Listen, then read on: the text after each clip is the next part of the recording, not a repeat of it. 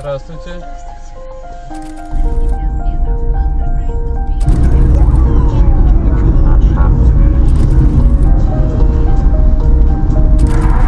Здравствуйте. У вас сразу 3 нарушения. В суд пойдете. Лишение прав будет. Будете теперь пешком ходить. Домой поедете.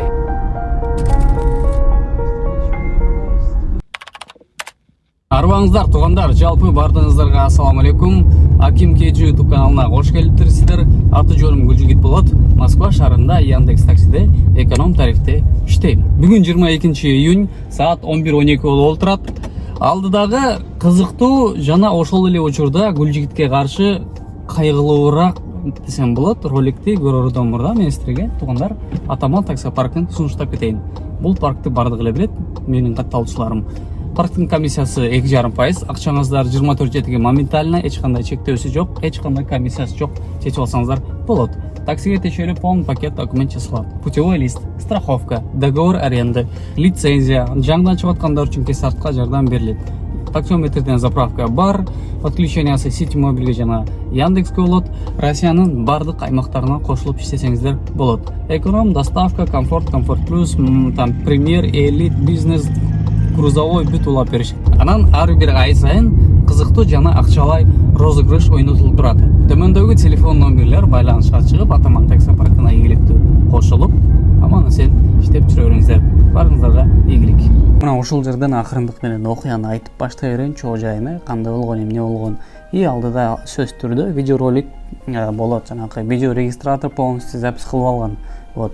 Алдын ала суранып кетейин, видеого бир лайк басып коюңуздар, что видео акырындык менен мындай YouTube'тун категориясынан топко чыга берсин. Канча көп көрүүчү топтосо ошончо жакшы дегендей да. Анан аягында көрүп турган видео эгерде жаккан эмес болсо, кому-то не по душе да, ошол жаккан эмес болсо, лайкты алып коесуңар, эмне үчүн алып койгонуңар комментарийден жазып койсоңор болот. Ошол каналга жаңы келип аткан бир туугандарыбыз болсо, катталып кеткиле деп суранып кетет элем. Ошол баштайлы мындай болду.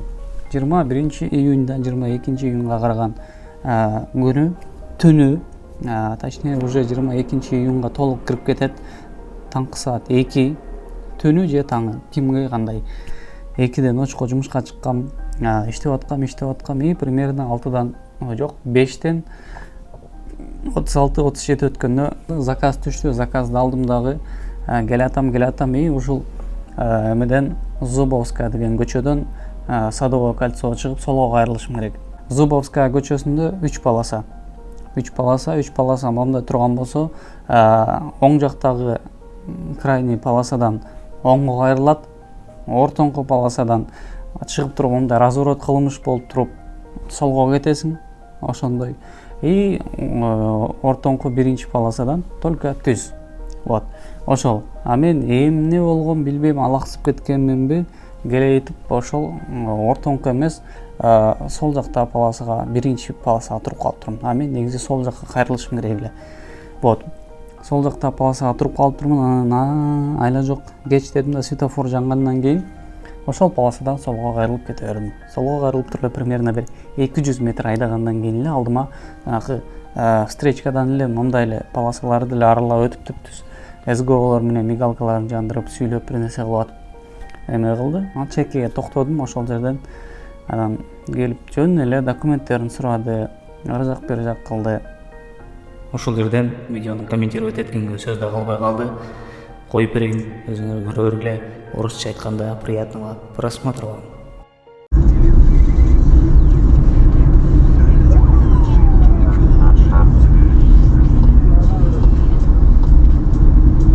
Можешь ремень пристегнуть?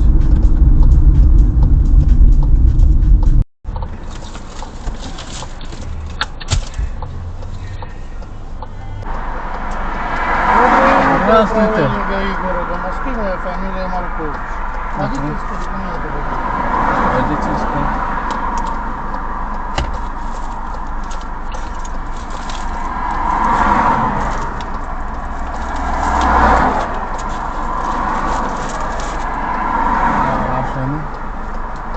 Путевой лист.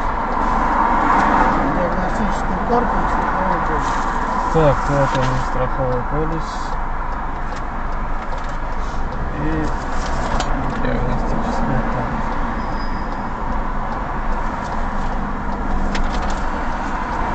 Регистрация ваша, будь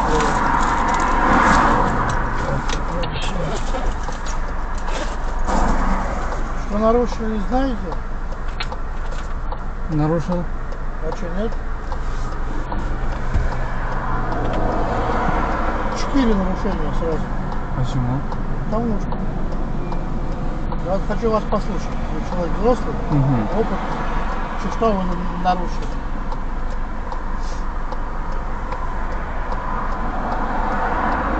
Так, из той полосы я повернул. Это вообще хуйня, это не наше. А что тогда? Власть буду рассказывать и показывать сразу.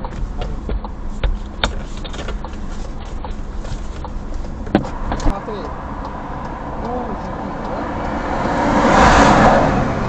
ар бери өткөн машиналардын шумуна эч нерсе болбой калыптыр. Жалпак сөз менен айтканда айтып деп түшүндүрүп атат мага. Вот если бы ты ехал по правилам, вот так вот встал, у тебя здесь горит красный сигнал светофора.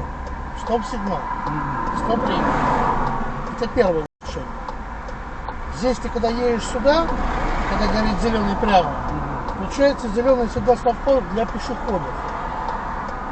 Здесь люди ходят. Это второе нарушение. Не предоставление преимущества пешехода. Третье нарушение. Отсюда вот ты не имеешь права налево поворачивать. И у тебя третье нарушение. Поворот налево с выездом на полосу для встречного движения. 3 штрафа и 4 материал в суде. От 4 до 6 месяцев лишения с последующей пересдачей. Эч болушунча психикага оюнуп атат, мени чүнчүйтүп атат, мени коркутуп атат, үркүтүп атат, бүт бардык, короче. Девушка, вы сильно опаздываете? Доброй ночи. Доброе утро, я очень знаю. Доброе утро. Вообще бы хотелось домой попасть, да. Минут 30-40 минут ждем. Ну, я же могу другую, наверное, машину вызвать. Ну, если он отменит, то до конца я просто вам сразу говорю, что как бы придется ждать. Нет, конечно, нет, просто Пассажирды деле болушунча үркүтүп койду, анан кийин башка машина заказ кылып мен кетем. Убактым жок деди, хорошо деди, анын акчасын Сбербанктан котордум, заказы 383 рубль болду эле. Таң атып атканга байланыштуу эшикти раз жууп болуп, машинага курткамды алдым дагы, кийип, самогон сыдырып, анан кийин патрулдун машинасына акырын бардым. Эмне дейт экен булар? Акча берейби же чындап эле штраф жазып баштадыбы, эмне болуп атат деп алардын машинасына бардым. Короче, болушунча кулакка лапшаны илип атат. Сотко барасың, минимум 3 айдан 6 айга чейин праваңды лишать этет. Анан кийин пересдача болот, Россия Федерациясында правага тапшырасың. Ал бул, короче, болушунча баягы айтып кеткендей эле коркутуп атат. Мындай таза акча бер деп айта албай жатат, но болушунча намек көрсөтүп атат.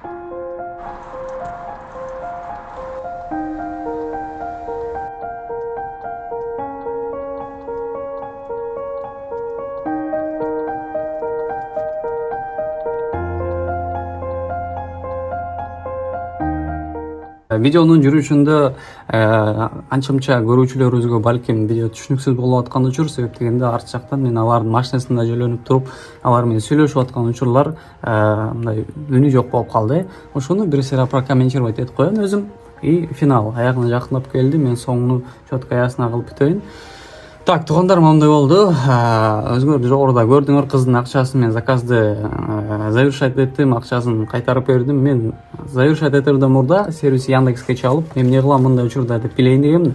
Чалсам көрүү телефон чалуулар көп болуп атат. Ага байланыштуу көрүү күтүп калабыз дегенден анда кызды да көп күтпөйүн дедим да завершать этип туруп акчасын кайтарып анда кое бердим. Ал башка такси чакырып кетип калды. Гаецтер машинасына барып не болду десем, короче, алар мага айтышты, там минимум 3 айдан 6 айга чейин лишение, 4 нарушение, сотко барасың. Ал бул, короче, паника ойноп нормально эле акча берип бүтүрүп кет дегенде эле намек кылып атышты. Мен айттым, хорошо, понял деп, пишите деп барып машинага отуруп алдым. 5 минутка жетпеген убакытта кайра келип, что там все написали десем, нет, мы сейчас тебя по базе пробиваем, она, у тебя если первое нарушение, то обойдешься легким путем, если второе, третье, четвертое, то уже в суд пойдешь, там лишение, она деп айтышты. Мен айттым, короче, командир, Я знаю, что в этом мире сейчас все можно решить путем договора, путем беседы. Ана мына, короче, положенчаларды тілін табышқа әрекет қылдым. Айттым, короче, сөйлешелі. Сіздер көп екенсіңдер. Мен чисто от души, аз өзімнің чөнтігімнен 1000 рубль шығарайын. Сіздер дағы бұл ситуацияны ұмытылам, мен де ұмытайын, все, разбежались. Десем, хахаты гуліп жинап. Говорит, что навстречу пойдите.